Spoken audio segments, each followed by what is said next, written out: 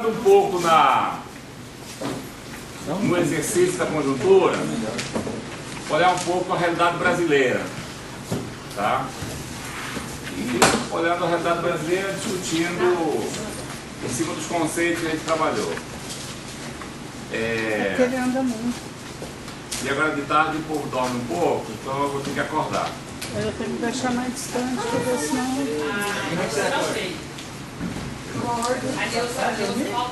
Ele anda pra lá e pra lá.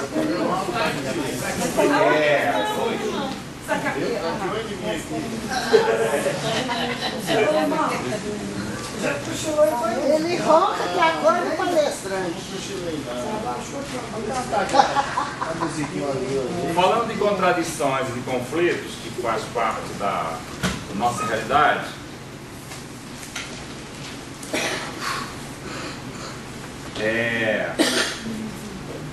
vamos olhar um pouco o caso do Brasil.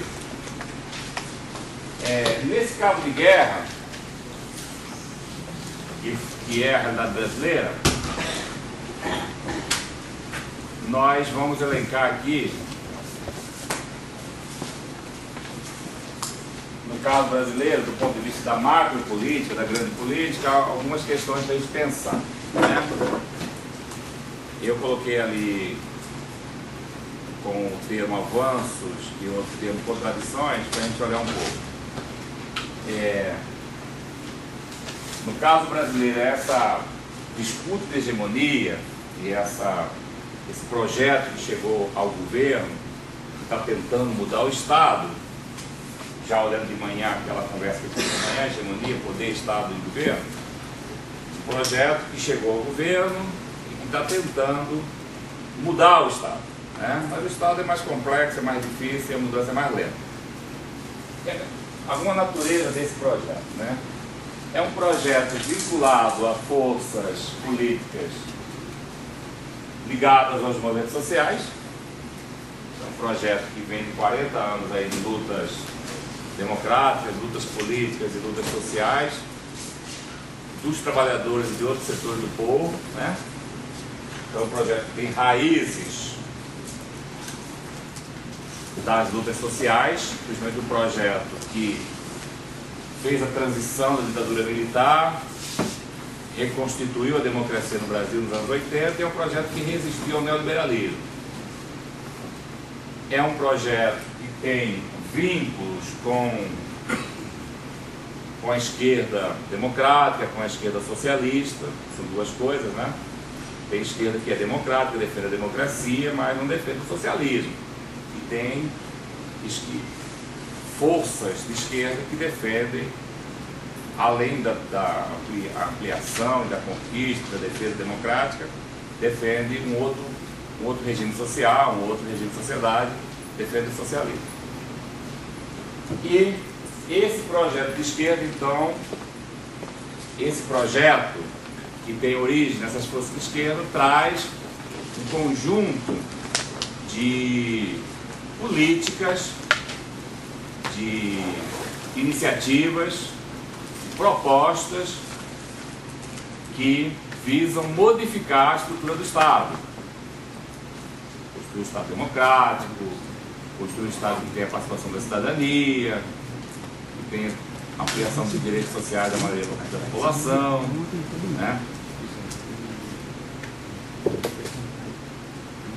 Foi importante no aprofundamento de várias políticas sociais, aqui tem o S faltando, várias políticas sociais, políticas sociais de inclusão, de combate à fome, desemprego, exclusão educacional, exclusão na saúde, tem então a marca de um conjunto de políticas sociais.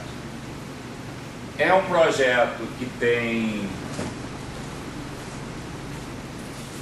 compromissos com a distribuição da renda sem, digamos assim, romper com o capitalismo, mas é um projeto de distribuição da renda dentro dos marcos do capitalismo, que não se propõe a fazer uma ruptura estrutural com o capitalismo, tanto é que muitas coisas do capitalismo se mantiveram, né, como posse da terra, sistema financeiro, política monetária, juros, né?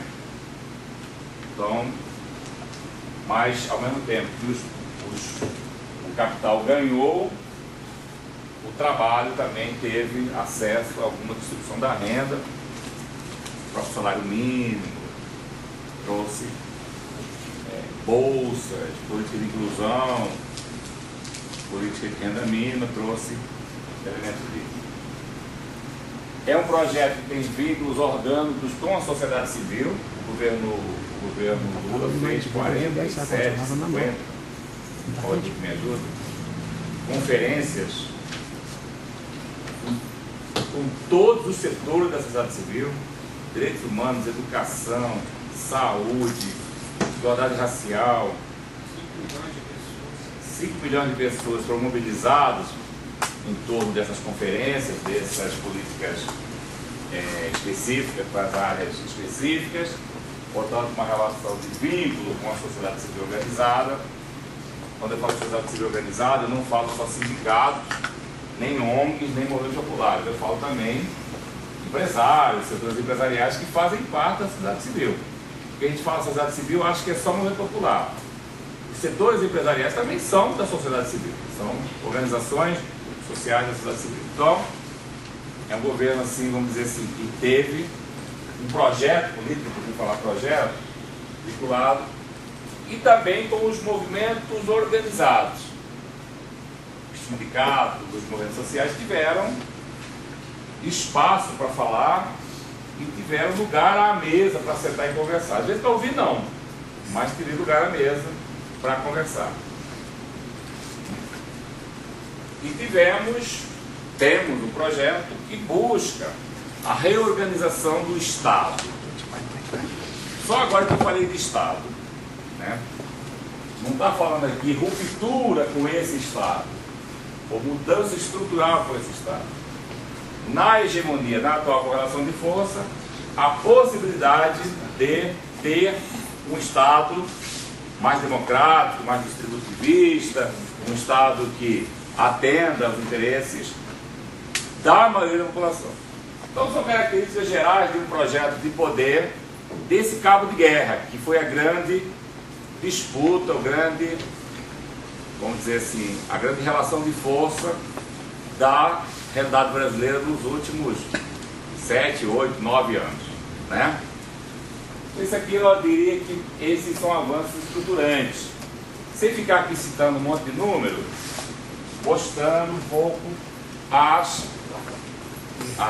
o norte, vamos dizer assim, o vínculo da política desse projeto, né?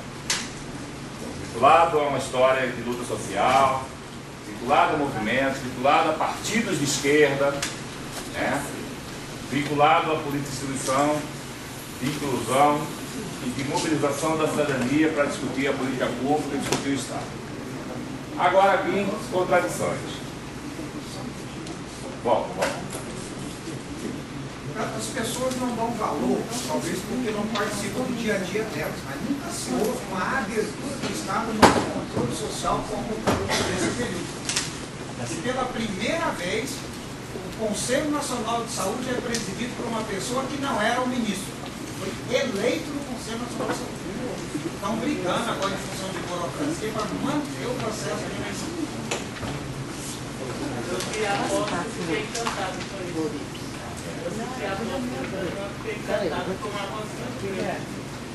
Tem políticas estruturantes, né? Tem políticas que são conjunturais, como reduzir PIB, mas tem políticas que são estruturantes. E essas políticas estruturantes foram muito importantes na área de direitos humanos, na área de definição de recursos, de verba, de prioridade política. Me lembro agora no final do ano, o Lula foi recebido, o Lula foi entregar o prêmio de direitos humanos, e foi assim uma festa no auditório,